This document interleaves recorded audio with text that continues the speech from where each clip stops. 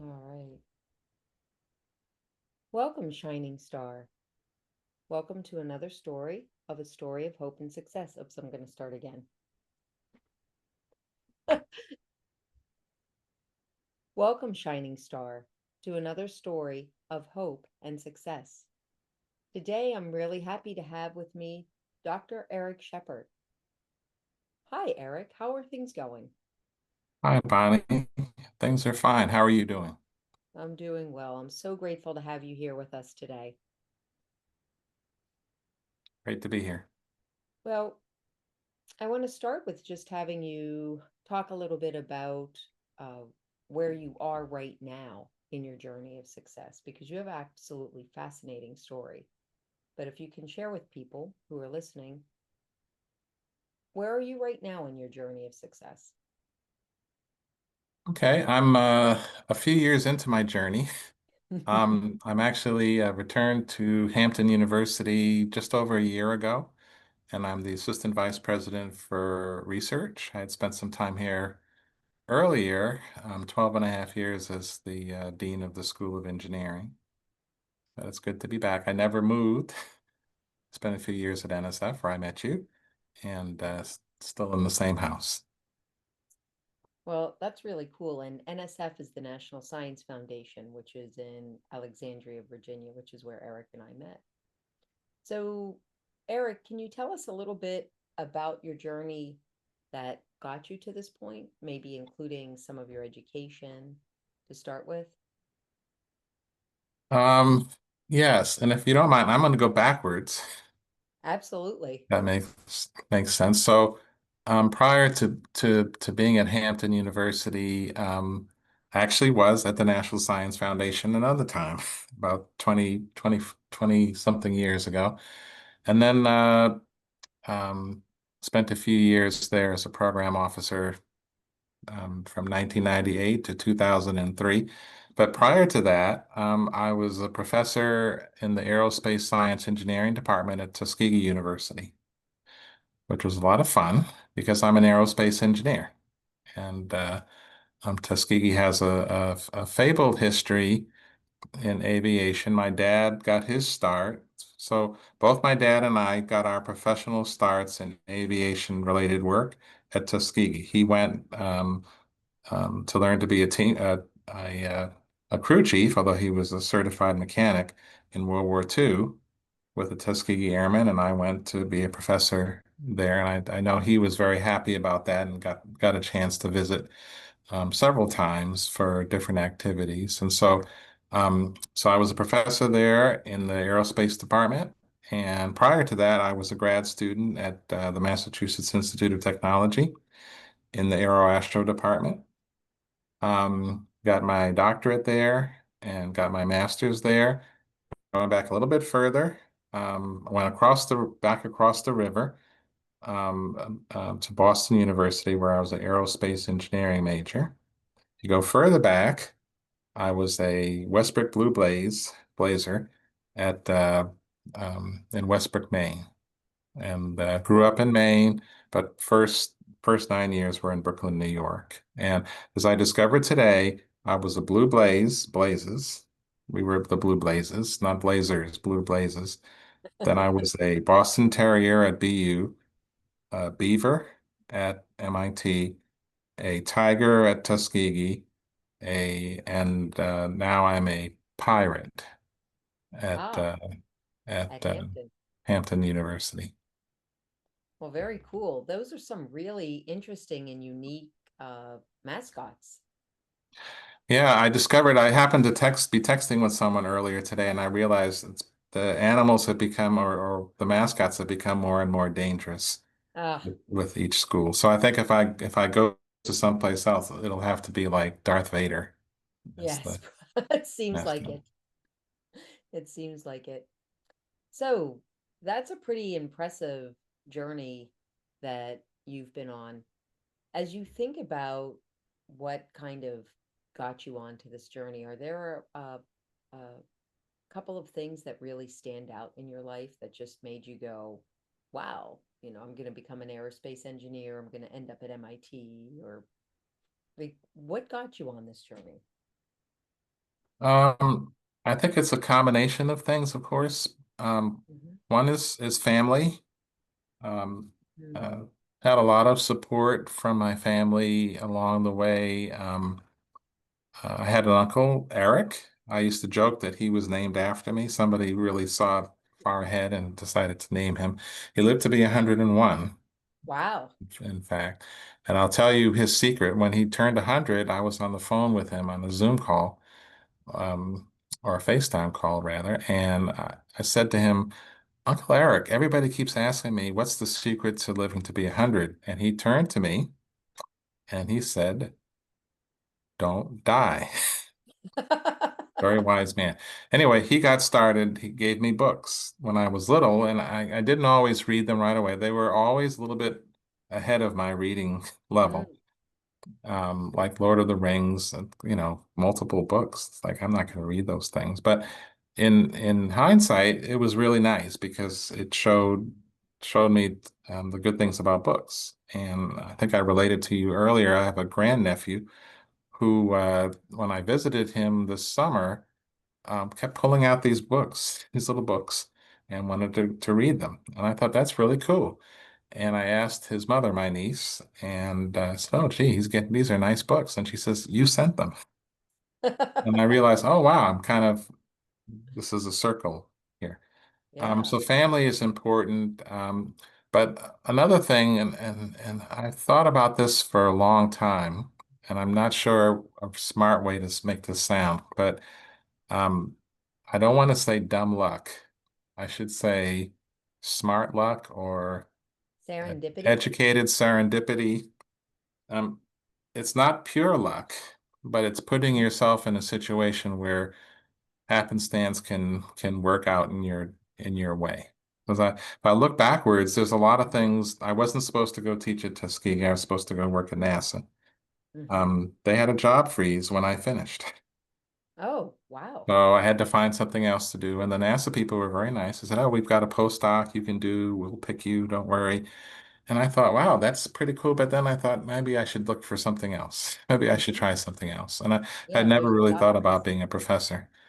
Oh, I had thought about it, but I hadn't applied any place to be a professor. I'd done a oh. summer internship at NASA. It's NASA Glenn now. Hmm. Um, but I was very excited to go there. Um, but went to Tuskegee. So, and I think this is a great thing to think about. I tell this to students when they're really stressed out about their choices. I Hmm. say, you know what? I've never really applied any place from an ad. Um, I've never really had to make big decisions and all things have happened. And I say, oh, wow, that's pretty cool. Let me try that. Let me do this. And I think it works out, but it works out if you plan ahead. You have to prepare Mm. yourself, do a lot of networking, um, prepare your credentials. And uh, um, another thing is prepare your credentials in something you have a passion for and keep moving forward. Mm. I think it really is sort of dumb luck, but you get to choose. It's dumb Yeah. luck that you get to choose which door you're going to go through or which pathway you're going to choose. I'm a really big person on that to know what your passions are. So decisions aren't really that hard. They're like, oh, well, yeah, Yeah. aerospace. I actually wanted to be an astronomer first, Okay. um, very much. And then somebody told me you don't just look through telescopes all the time and you become an astrophysicist and you have to get your doctorate. And I said, no way. But I like rockets, but they go in space. So I said aerospace engineering. When I started being a teaching assistant, I realized I really liked that part. I actually liked the teaching part. And I started to ask the professors, how could I do that? And they said, well, you have to go to grad school and get your doctorate. And I said, okay, sure. So in the course of just a couple of years, I went from uh, changing my entire future because You I didn't would want to have to get the get a doctorate. doctorate Hmm. to, switching it all around and saying, yeah, that's what I have to do. Just because I found something that I was really excited about. And so, but that wouldn't have happened if I hadn't been in school, if I hadn't been doing well enough to be Hmm. chosen as a teaching assistant. So, I look back at these things and say, yeah, I really wish I had had a real strict plan on paper, Mm-hmm. do all these things. What I had on paper was what I really like to do. And Mm, so far, I've always had a chance to do something that I've enjoyed. It's not always the only thing I could do, or mm-hmm. it would have been nice to be rich in addition, but I really enjoy being an engineer, being an aerospace engineer. Yeah, that's really fascinating. And there's lots of different ways to be rich, and that Mhm. includes having a really fulfilling life, plus being able to pay your bills, right? Being able to Yep, cover your bills that and does help. you cover your bills and have a fulfilling life. One of my favorite quotes of um, Louis Pasteur is that chance favors the prepared mind. And it sounds to me like you were preparing your mind from the time that your Uncle Eric gave you books. You were preparing your mind, and Mhm. and that enabled you to be able to take opportunities because you had the teaching assistantship experience, and you were able to translate that into a teaching position, even though your mind at one point was really set on NASA. Mhm. So yeah, that's interesting. The other part that's interesting is the role that your family played. Now it sounds to me like your Uncle Eric and other people in your family had high expectations for you, that they were giving you books to read, books that were not necessarily easy for you to read at the time that you received them. Did you see other ways that your family was communicating to you high expectations that might have helped shape how you saw yourself? Yeah, so my parents, neither of whom went to college, Mm-hmm. um, were great role models. So my dad was a mechanic by trade, was a crew Mm-hmm. chief, Tuskegee Airmen, but by the time I popped out, he worked for the Federal Aviation Administration as a mechanic when I was first uh, cognizant, and then became an inspector. Oh. And which is really the reason we moved to Maine. He got a transfer Mm-hmm. up to Portland, Maine. And my mom was a secretary, and but she worked at a place called Bedford Stuyvesant Restoration, which was really incredible. Which is where we lived in Bedford Stuyvesant and Brooklyn. And I got a chance to see this art stuff and this all these cool things. People were doing things. They were building super blocks. And so I guess I never really had a chance to start thinking about limitations. Mm-hmm. And so that was a great gift that my parents gave us, a Mm-hmm. chance to look out and say, wow, there's a lot of things that we can do. My dad had my brother and I making balsa wood models. Um, Again, looking back, I guess I got to see what airplanes were made out of, how Yeah. you put the struts in there, things like that. Um, it was really sad when those balsa wood airplanes fell and crumpled when we threw them, but it was a nice amount of work to get them done.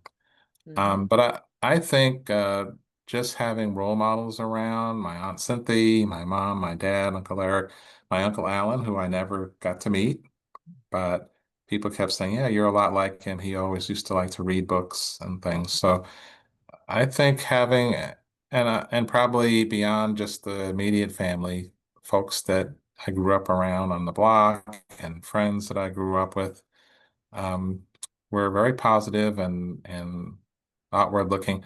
When we moved to Maine, met a bunch of new friends, and there's some that I've known for 50 years, more than 50 years.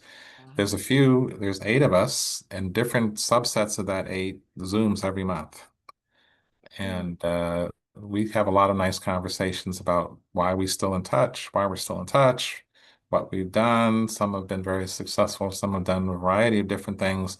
We're all successful in our own ways, and we all get along, which is probably the most amazing thing. Even though we don't all agree on politics or things like that. We've known each other long enough to enjoy ourselves. So I think really just being around people most of my life where Mm. Um, the sky was never a limit, which is a great thing to say for an aerospace engineer. It isn't a limit. It is. There's just space out there, and then of course you just keep going. So I've been lucky. There's that luck again. I Mm-hmm. was lucky to be in a place where I mean the two places I lived, Brooklyn, New York, the schools, for whatever you say, the schools I went to were really great. And Mm. then moved to Maine, to Westbrook, Maine, and another great learning experience. I think a lot of about the teachers I've had and the luck I've had to have those folks teach me how to learn and to teach me how to think, which is Mm. which has Wow. been great. Yeah. Well, there's something else that I'm hearing in your conversation that we know is a trait of people who are on that journey of success, and that is genuine and authentic gratitude. So I hear that you have this gratitude, you have gratitude for your family, including an uncle who you never really even got a chance to meet, but his spirit came through in the conversations that family had shared.